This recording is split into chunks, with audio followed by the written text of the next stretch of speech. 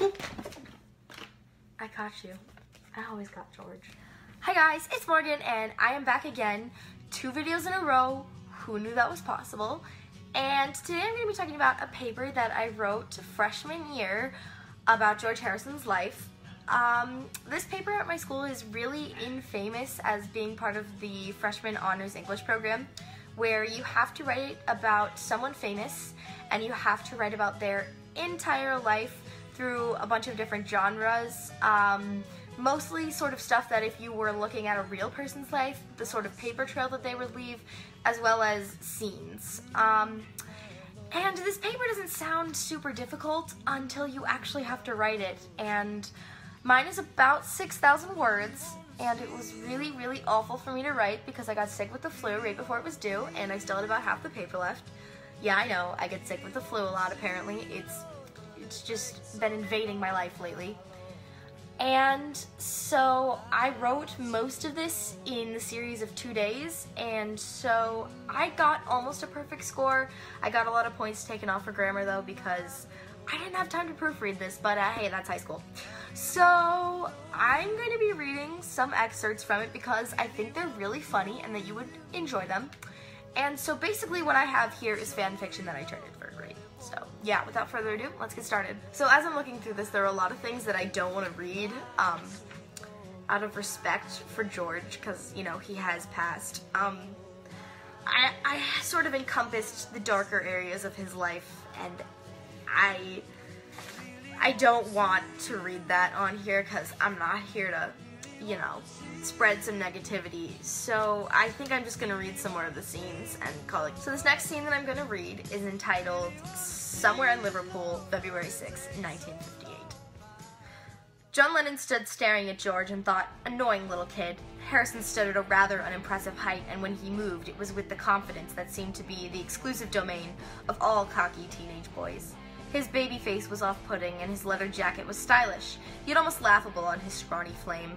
I'm a rocker, said the jacket to passerbys. To John, it spoke more curtly. I'm a lame 14-year-old trying to be cool. You're a bit young, John said menacingly. George looked anxious at John and struggled to find words as he gripped tightly to his guitar. Paul, surprised at the sudden change in character, intervened. Just let him play. He's really rather good. All right, fine, John said dismissively. George pulled the strap of his Hofner President over his shoulder and began to tug on the strings. He launched into a soulful version of Raunchy by Bill Justice, nailing every chord. As the song came to an end, George shrugged off his guitar and looked up around the room. He met John's gaze, whose eyes were widened and his jaw now clenched. He's still too young, John added dully. Paul pulled John aside and they spoke in hushed tones.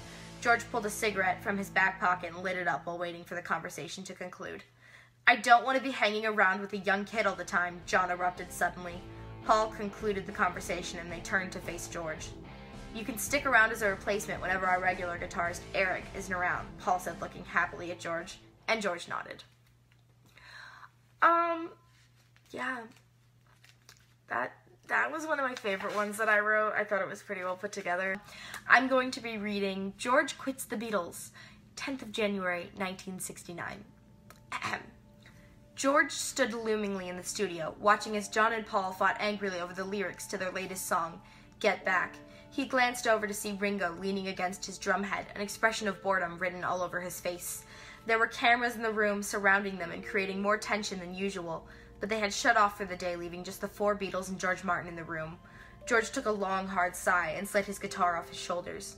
I think I'll be leaving the band now, George shrugged. When? John asked absentmindedly, not really caring what George was saying. Now, George replied dully and began to walk out of the studio. Where were you going? Paul called out angrily as he noticed George exiting the room. John and Ringo turned to see George as he began to shuffle out. George looked back and forth at their startled faces. He could see the stress and the years and the drugs now. When they had started, everyone was fresh-faced, but now wrinkles scattered their faces. I can't do this anymore. I'm going to write my own music. I'm done with the hell these 10 years have been, George burst out, not being able to hold in the hate anymore. We've got an album to finish, George, Paul responded dumbfounded. I quit. I'm done. You don't respect me or my music. You two are always bloody arguing, George gestured at John and Paul angrily. Ringo is just plain disrespected. Paul's a control freak, and John's always running around with that tramp. George turned sharply and began to strut out once again. John's face turned red as he shaped it into a grimace. He pulled his hands into fists and then took a second to breathe. Fine, go then. You're not wanted, John spat at George, holding himself back best as possible. George whipped around angrily to face the other three, and without missing a beat, shot back, I know. So about that was so dramatic. Alright. So when I was writing this, I decided that it was very important to me to write the scene where Yoko Ono steals George's biscuits. So I'm gonna read that to you now. January 5th, 1969. Today the most infuriating thing happened. John will simply not let up with bringing that madwoman, Yoko Ono, in the studio. Even now, he has her laying on a sick bed recovering from her car accident. Today, as I went up to the overhead booth, I watched her sneak over to my space and steal one of my digestive biscuits. I screamed out a couple of slurs at her, and John was furious. I simply cannot stand it anymore. They've restricted me, taken away all of my creativity, and now John is telling me I have to put up with this stealing my food. I'm going absolutely mad. The tension is nasty and too much for me to handle. George. I think the best thing about this is all of George's handwriting is in Comic Sans. I'm just gonna leave that there. Anyway, I hope you enjoyed me reading my embarrassing writing on the internet. If you want me to read more, I guess comment. I don't know how interesting this video is gonna turn out. We'll see. And yeah, thanks for watching. I'll see you guys again next Saturday. Goodbye.